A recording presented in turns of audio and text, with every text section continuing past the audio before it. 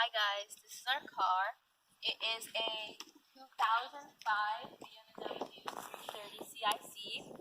It has a ZHP package. This is my dad's car, and he wanted to take a video of it and use me, Nusha, to show it. We use this car to go out sometimes for fun drives.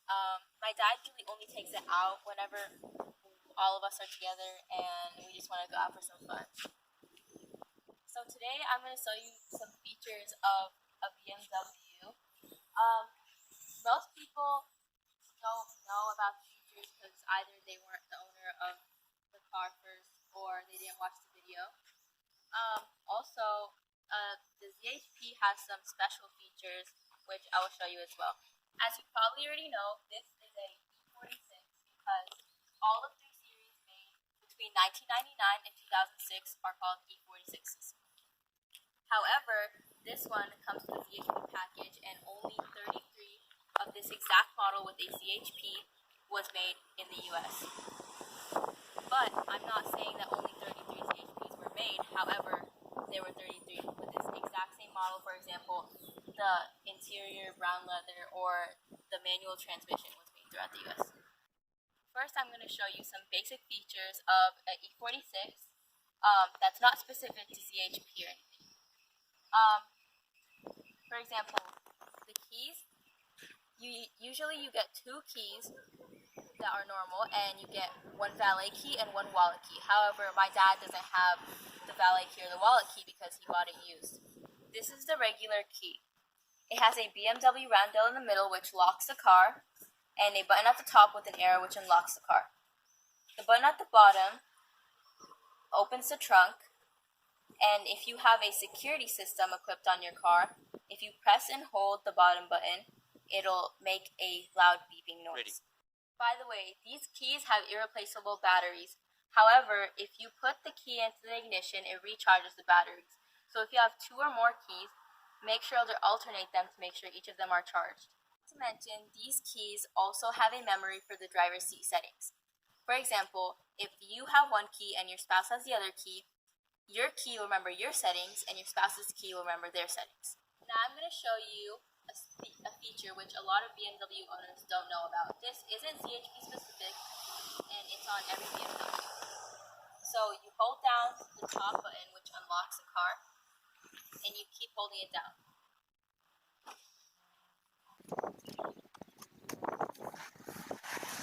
As you saw, all the windows went down, and since this is a convertible, the hood went down as well.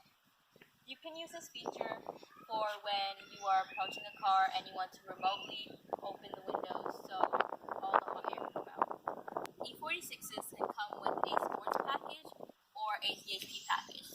Now, just because you have a sports package does not mean you have a ZHP package. I'm going to show you some ways you can tell that your car has a ZHP package. A sports package comes with sports seats, which have extension for thigh support, and also a sports wheel with 3 spokes. Your ZHP package will have an M emblem on the wheel, and in the instrument cluster, the needles will be orange or red instead of white. This car has a manual 6-speed transmission, and the ZHP stick shift knob has a silver stripe at the bottom and is weighted. However, this is not a ZHP stick shift knob because my dad actually sold his for $20, whereas people are dying to get a ZHP knob. The sport seat comes with 10-way movement. 1, 2, 3, 4, 5, 6, 7, 8, 9, 10, as you can see here. And it also has lumbar support, which can be moved up and down or back and front. The sports seat also has 3 different memory settings right here. To change the memory settings, you have to make sure your car is on or turn on the ignition first. What you do is you first change the position of the seat to which you want it to be, and then you press the M button. The M button will light up, and you can either press 1, 2, or 3, whichever one you want to change. Click it, and the M button will unlight, and the seat memory will be set. Earlier, I mentioned the valet key. This is not a valet key. However, the purpose of a valet key is that if you use the regular key and set your lock in a certain position, the valet key will not be able to open it, and it will only be able to be opened with the regular key. This is a auto dimming mirror. In a lot of Japanese cars, you'll see a little button here that you can change to change the position of the mirror. However, this mirror automatically dims the light coming from the other cars at night in the mirror. The interior lights turn on automatically when the car doors open, like it does in many other cars. But to turn off the interior light so that the lights don't turn on when the car doors open, you have to press this button for 7 seconds and it'll turn off. But to turn it back on, you have to just press it once. Today I'm going to show you the music system equipped with an E46. This E46 is equipped with a Harman Kardon music system. To turn on or off the music system, you have to press this button right here, which powers it on or off. And to change the volume, you can turn the knob. However, this knob isn't really working, but you can also change the volume using the volume button on the steering wheel, or you can also change the station using the station button on the steering wheel. Ready. To set the music system to FM, you press the FM button right here, which will give you FM1, FM2, or FMA, and it'll show which it is right here. And to change it to AM, you can click this, which has AM and AMA.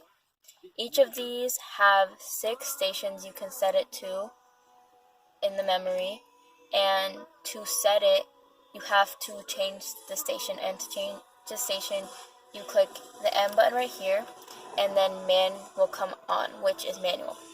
And then you can select the station. Let's go back to the station I was at, 93.3, and let's say I want to set it to 3.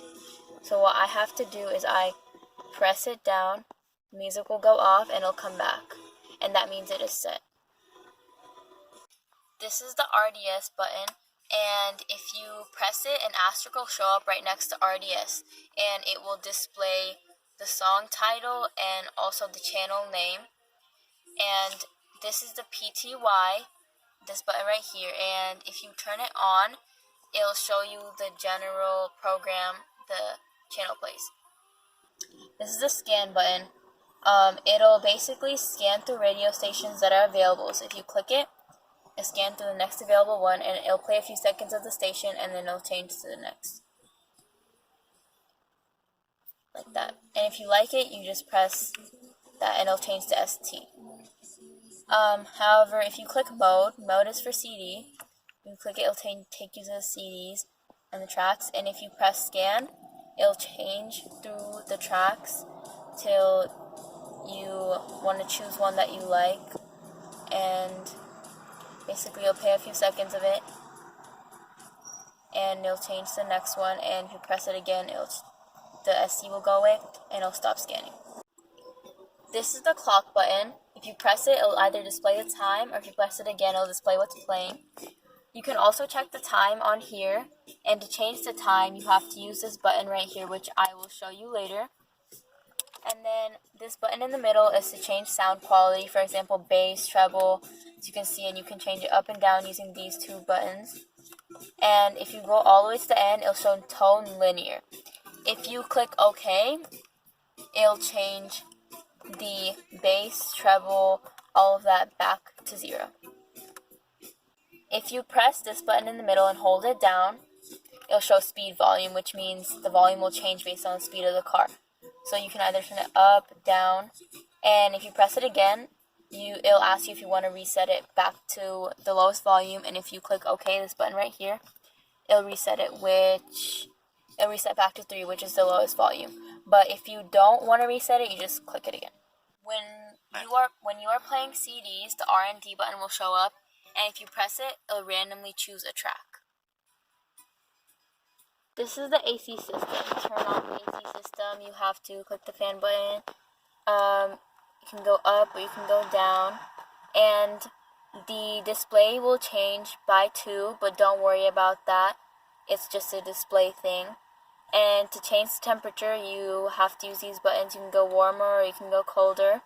And to choose the direction of the air, you can press these buttons. You can choose all of them, or you can choose one of them, or even none of them. And if you click none of them, the car will automatically go to an automatic AC system, and it'll change the fan speed and everything based on the temperature it's set on.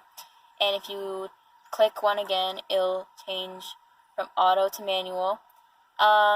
And then this is a front windshield heater, and this is a back windshield heater, and this is the AC button. And this button right here will allow you to choose where the air is coming from. For example, if there's no lights, the air is coming from outside, and if there's a light on this side, the car will automatically choose if it's better for the air to come from outside or inside. And this button right here will circulate the air from inside. And then also, these are the smoke filters. And most importantly, if you go up here, BMW, if you have heat on, BMW will automatically put the heat towards the feet direction. But to change that, you just change it to heat, and then it will put the heat towards you. These are the back seats, and this is the back seat belt. You can take it out and in of the lock. However, whenever the seat belts are not in use and top is down, make sure it is in lock so the belts are not flapping around. This is the rollover protection system, which will automatically come out if the car ever flips over to protect your head from injury. One feature of a BMW key is that if you press the unlock button once, it'll unlock the driver door, and if you press it again, it'll unlock all of the doors. BMW dealer can program your key such that all doors open on the first press of the key. When your doors are locked, the trunk is also locked, and if you unlock the driver's door, the trunk will still not open, but if you unlock all the doors, the trunk will also open. But if you want to open the trunk with the doors locked, you just hold down the trunk button and it will unlock the trunk. Once you open up the trunk, you'll see that every BMW comes with a toolbox. If you open it, it'll come with all the tools, and this specific tool right here is used to tow your car. So if you take it out and you pull this little box out right here, you can put it in. The front of the car also has a box like this, which you can also put it in.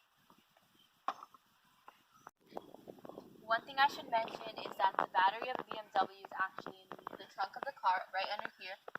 However, if you need to jumpstart the car, there are terminals in the front of the car. The spare wheels for the car is under here.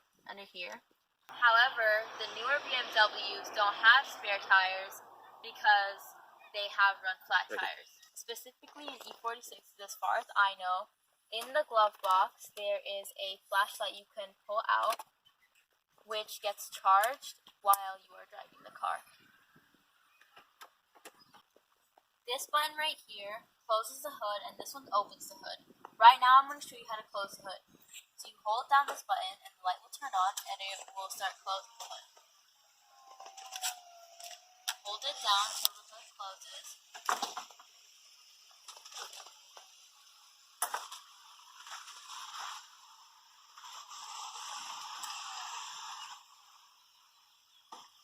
The last important thing about the convertible top is that this right here allows your top to go up or down. So let's say it's in this position, this means that the hood is allowed to come down. But if you take it out like this and push it and put it in this position, the hood will not come down whether you try to make it come down. Let's say you are trying to take your hood down and it's not working. Check this and make sure it is down so your hood can come down. One more thing is that since this car has a ZHP package, the front bumper is very low. So make sure that when you park not to go over the curb or else it'll get stuck.